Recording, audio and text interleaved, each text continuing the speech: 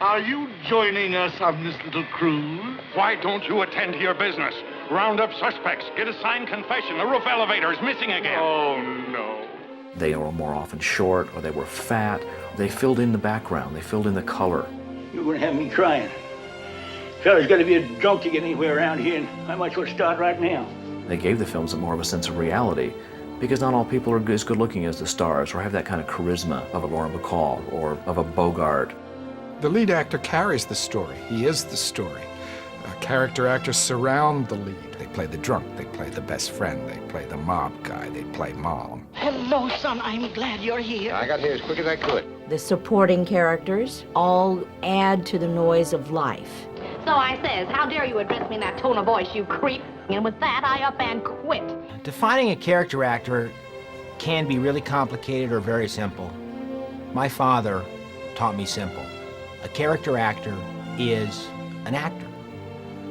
Would you be interested? An actor? Ye gods, never. $50 a week. Well, what do you say? Well, if there were a chance for a little characterization.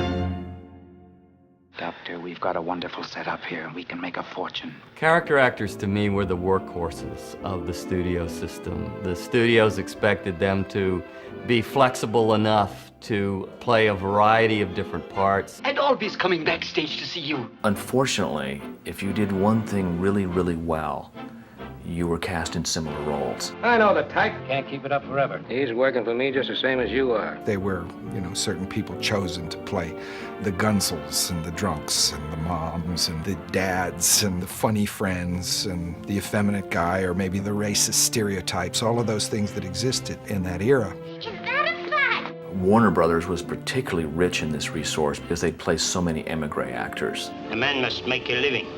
Of course. But I must make a living, too. They expected them to appear in many films every year. It's amazing. They just bounce from one part to another part to another part. I must continue my journey. You really have to be present at every moment. You have to be listening. He offered me a job. He's opening a new club. And observing, because you're often not talking as a character actress. You have to have the whole thing being held in no motion. You have it, it's there, and you're not acting it out, but it's there. And that way, you are alive anytime the camera is moving past you, instead of, I'm just waiting for my part. You can't do that. You have to be there, present, ready. See, I think as actors, what we do is we mirror back to an audience who they are. We're supposed to be just like them. Was you ever bit by a dead bee? Dead what? A dead honeybee. Was never bit by any kind of a bee. Sure? Yes, of course, I'm sure. In that case, I'll just finish my nap. In actual fact, I am an ordinary person. Ordinary person is like character actor. Queer how the folks that lives on the bottom looks down on the folks on top. I think a character actor is someone the audience relates to. Here, lower your blood pressure. Think beautiful thoughts. I'll be right back. You can easily define who they are based on either the way they dress. Excuse me, sir. I had some more packing to do in the gymnasium. To their tone of voice. I am known as the Beard. As a kid, I didn't even know I'd be an actor, but whenever I went to movies, I somehow always watched the background people of the character actors. Hey, what'll I do? Let go, you dope. The character actors seemed to have more texture. There's more depth or something. There's more to them. What did you do before you got into show business? I grew a beard. The advantage for a character actor over leads is a lot of times the character actors have juicy, memorable moments that they get to do. I can just see him laying down the law. I told you to get back in there. And then getting told off himself. Now, the drawback to being a character actor is they usually don't have the volume of material on a project, on a film. Be a terrific innovation if you could get your mind to stretch a little further than the next wisecrack. You know, I tried that once, but it didn't snap back into place. I always equate it to, equate everything to baseball, but you're a bench player. And you come off the bench, and you've got to be ready to come off the bench. You come in, do your job, you get your pinch hit, you go back to the bench. You wait for the call.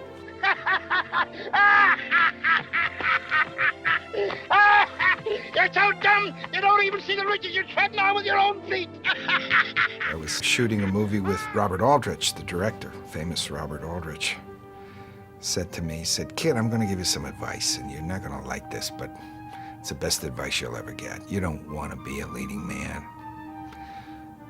You be a leading man, you'll do 6 pictures and nobody ever hear from you again." And he named a couple actors that it happened to. He said, "You be a character actor. Play villains and victims and supporting parts, and you can raise a family in this town. You'll always have a career. The audience will love you." Don't get the ingenious idea of selling me out to the American authorities. It wouldn't pay in the long run. Sidney Greenstreet, of course, who came in late to be in The Maltese Falcon, but he'd been on the stage for ages, is suddenly branded as this corpulent, rather insidious character. And although he did do some comedies afterwards, there was always that touch of, you weren't quite sure what his story was, because he had that way, that laugh, and that voice. To know them, that is to really know them, is to feel the deepest affection toward them. And of course, he played on that because people responded to it. I tell you right out, I'm a man who likes talking to a man who likes to talk. That's a guy that a director would use because the minute he walks on stage, I know what he's going to be. Doesn't have to waste any exposition on his character. You know who he is by who he was, kind of thing. I swear to God, every other movie had Jack Norton in it, and he always would do a small bit as a drunk. He'd be in a bar, he'd be staggering down a street, and he was hysterical. He had a mustache, and he was always 3 sheets to the wind. That's all he ever played.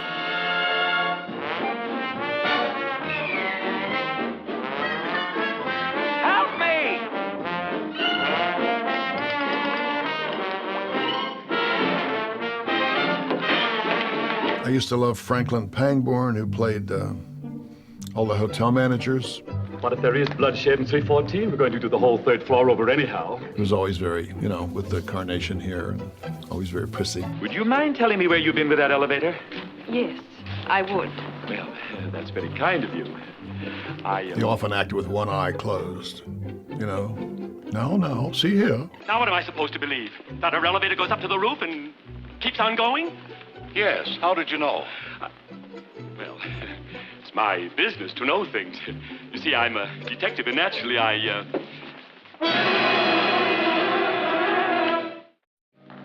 Keep on riding me. They're going to be picking iron out of your liver. The cheaper the crook, the gaudier the patter, huh? Elijah Cook Jr., he was pretty unusual, and he was always the nervous guy and the guy that was paranoid. Maybe you don't believe me. And he had a lot of problems, and he was sometimes very psychotic. But he also could be the patsy. There's our fall guy. Well, Wilma, I'm sorry indeed to lose you, but I want you to know I couldn't be fonder of you if you were my own son. But, well, if you lose a son, it's possible to get another. He played this part over and over and over again.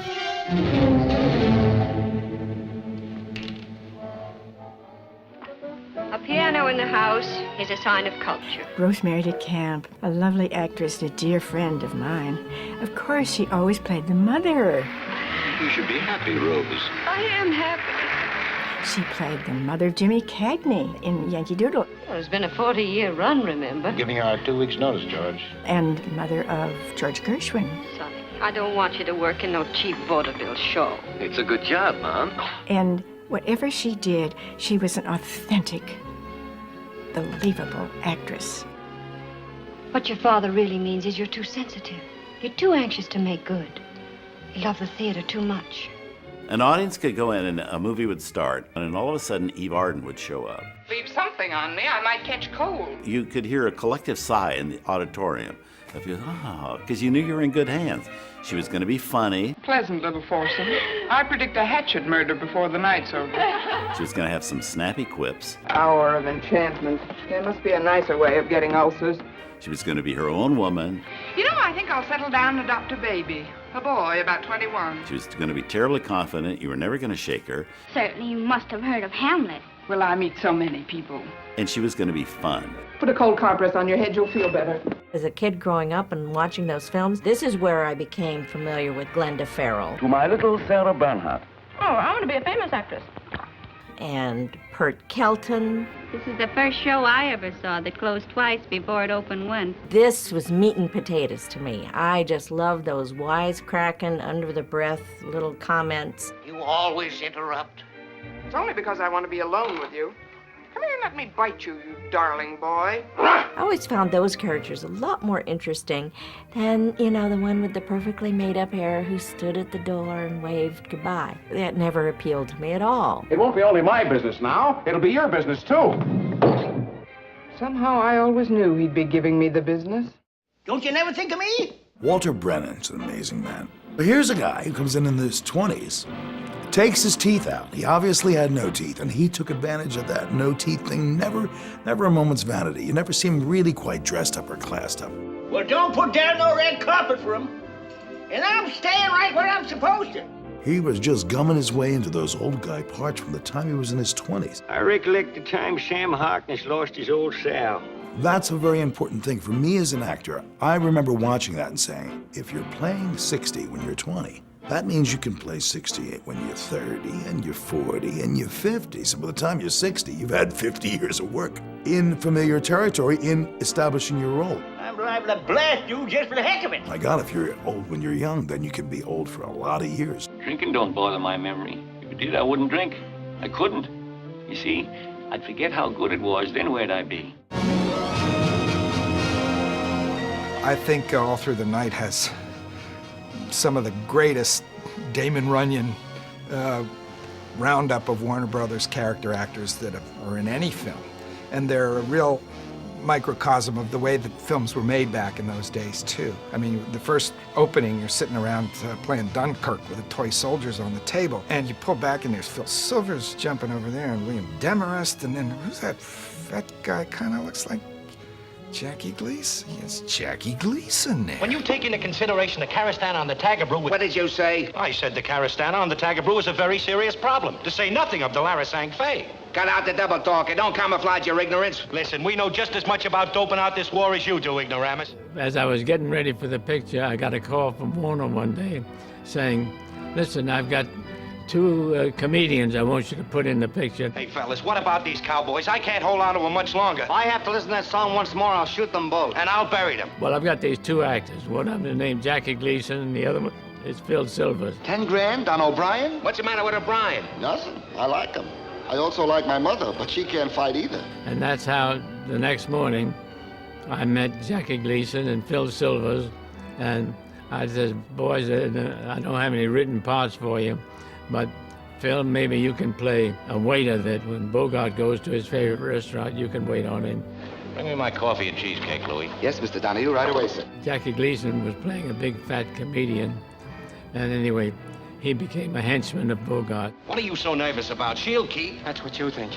I can't take a chance. The fleet's in, and she's defense-minded. Come on, Romeo, get out of here. And so the two of them got into the script, and I used them whenever I could. Listen, Four Eyes, if you don't keep quiet, I'll serve you with a blackout. 20 years. Take those glasses off, and I'll pop you in the nose. Oh, yeah? Well, don't let that stop you. I don't need the glasses.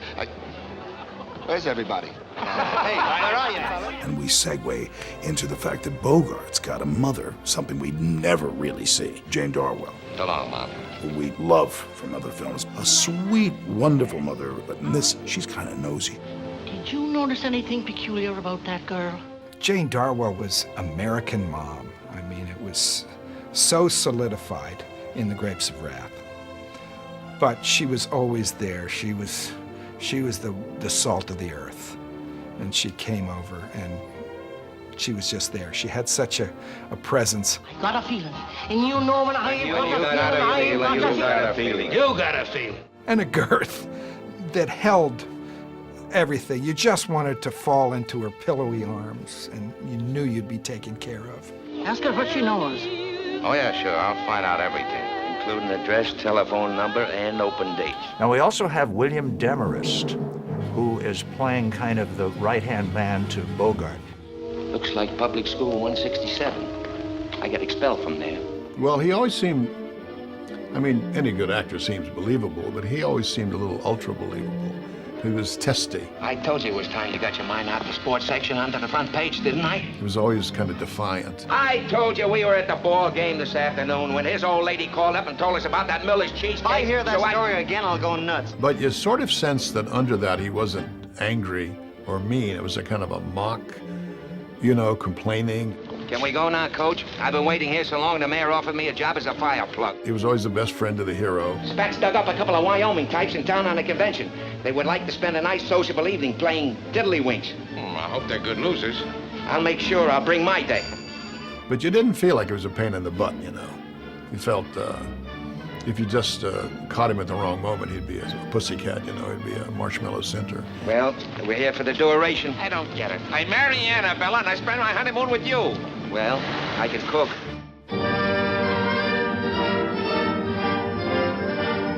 Barton McLean, of course, a fixture at Warner's and then other studios for a long, long time. There was a slogan that was being used through the years, now don't be playing a Barton McLean on me. And of course, if you knew about his act, he was always, and he barked. You're not running liquor anymore. You're in big business.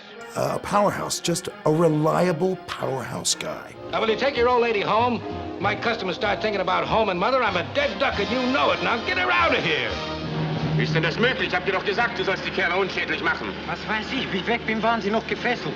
Now we've got Nazis, and then we've got the Nazis' fronts where you have them selling antiques. Now, surely there's someone here who would appreciate the beauty of this magnificent piece. The Conrad Veidt character and Judith Anderson very calmly selling their antiques, but behind that door, there's Nazis, We must not fail.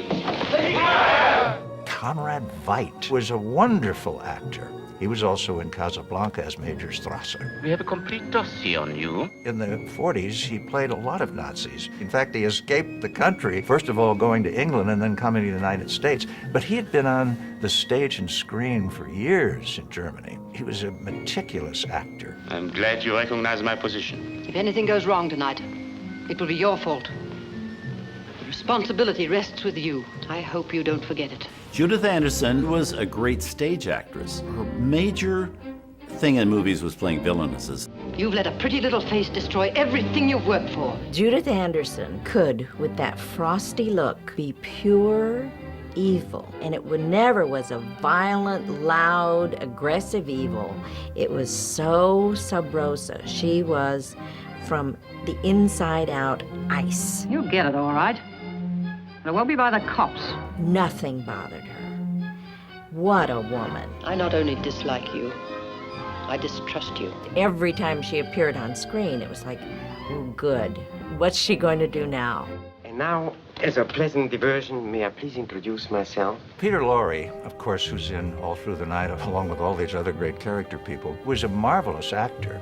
Very belligerent personality. Unlike some of the character actors, people knew who Peter Lorre was because he transcended just one of those character actors that people didn't know their names. I am not going. Suicide is not for me. He's a really interesting character actor, I think, because he has a certain softness and vulnerability to him. At the same time, there's something demonic about him.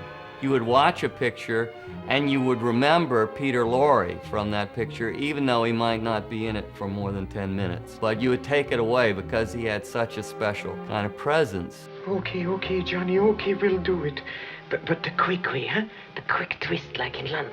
But because of his looks, he sort of looked like a Boston Terrier. He had these kind of big bulgy eyes, and he was not certainly handsome. Peter Lorre was also an actor from the German theater, but also an actor who you gave him a part and he'd enlarge on it and he'd keep adding little things to it, which rounded the thing out. Of course, he was a great help to a director that instead of just relying on a few lines that he might have, that he do sticks of business and so forth. So when Peter made his first entrance in the picture, he'd been at the popcorn stand, and he came out of the popcorn stand, he went into the store, he tasted this, he tasted that. He was very inventive. I'll have a few, you don't mind. Have some popcorn? No. No? No. It's amazing he even became a movie star because he's so unusual. I mean, we're used to seeing Hollywood actors being a certain way. Even the character actors who were eccentric within limits. No one ever sounded like Peter Lorre or looked like Peter Lorre. You know that hole in the cellar? Yes. Well, we got an ace in the hole. But you know that voice, so strange. It's unearthly almost. No wonder we had such an easy time stealing it. You imbecile, you bloated idiot, you stupid fathead, you... If we'd known you were coming back, we'd have found a place for you in this one. Fret no more, my friend. A couple of fake characters have written me into a bit of whimsy called The Man Who Came to Dinner. I play an intolerable ass. Oh, a character part.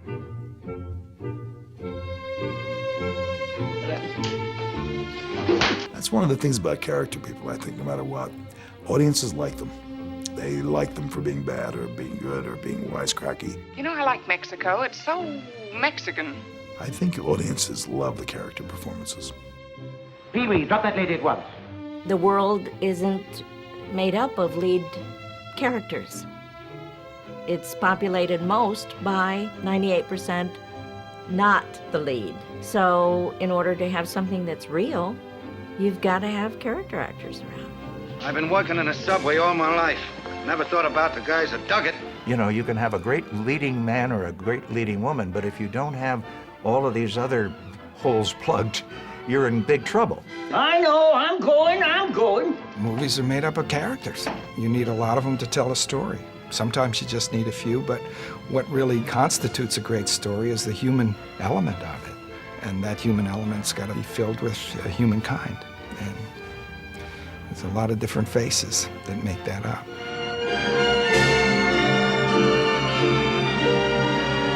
I